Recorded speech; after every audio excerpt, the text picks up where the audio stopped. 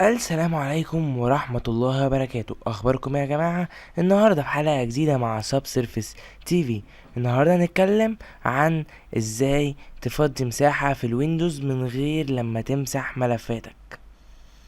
شبه مستحيل. هنتعرف عليه النهاردة ويندوز 10.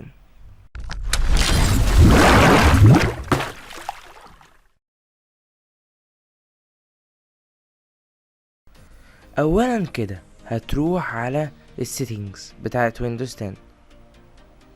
ممكن تعمل سيرش على سيتنجز، وممكن تجيبها من الستارت، تدوس كده وتدوس على العلامة دي هيفتح لك السيتنجز. تمام. زي ما انتم شايفين في حاجة هنا اسمها السيستم، هتدوس عليها وبعديها تدوس على الستورج وبعديها هيظهر لك الشكل ده. انا يا جماعة ويندوز كرييتور ابديت، في ناس مش ويندوز كرييتور ابديت، فممكن مش كل الميزات اللي هقولها هنا تكون مع في الويندوز بتاعهم. اوكي، اول حاجة هنا مثلا تدوس على السي، ممكن تدوس عليه زي ما انتم شايفين كده. بيقول لك السيستم واخد 129 جيجا، الابسن جيمز 42 وهكذا. تمام. زي ما انتم شايفين حاجه اسمها temporary files، دول 9 جيجا. طب هتقول لي انت كده هتمسح 9 جيجا في الفيديو ده؟ لا، مش همسح 9 جيجا، عشان هو شايف temporary files اللي هي منهم الداونلودز. هفهمكم الموضوع مجرد انه يخلص لودينج. هو شايف ان temporary files هي الداونلودز. يعني ايه؟ يعني انت بتاخد الداونلودز، بتنزل البرنامج اللي انت عايزه وبعد كده بتمسحه.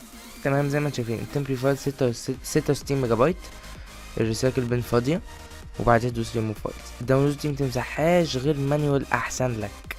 تمام، لان في حاجات انت هتحتاجها بعدين. تمام. زي ما انتم شايفين ونفس الكلام على دي. هتروح كده زي ما انتم شايفين ما عنديش ولا تمبري فايلز بزيرو بايتس. على طول التمبري فايلز والحاجات دي الحاجات الجانك اللي في الجهاز بتكون في السي. تمام. في حاجه اسمها ستورج سينس، ده ممكن تعمله اون وممكن تعمله اوف. ده بيعمل ايه؟ ده بيمسح لوحده ملفات او فايلات مش بيستخدمها الويندوز. تمام. يعني لو دوست هنا هتلاحظ ان هو شال 531 ميجا بايت الشهر اللي فات لوحده.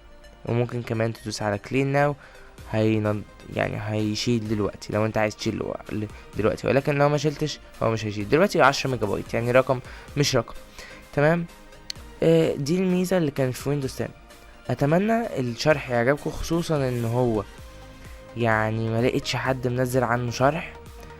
شرحنا حصري، اول مرة نشرح الحاجات دي، وان شاء الله ان شاء الله فيديوهاتنا اللي في الويندوز هتكتر وفي الاندرويد هتكتر، ولكن الاندرويد مش هنشتغل فيه دلوقتي حالا، هنشتغل في الويندوز وهنعلن عن دورة جديدة او برنامج جديد للقناة. اتمنى يعجبكم. كان معكم ادهم خالد من سب سيرفيس تي في.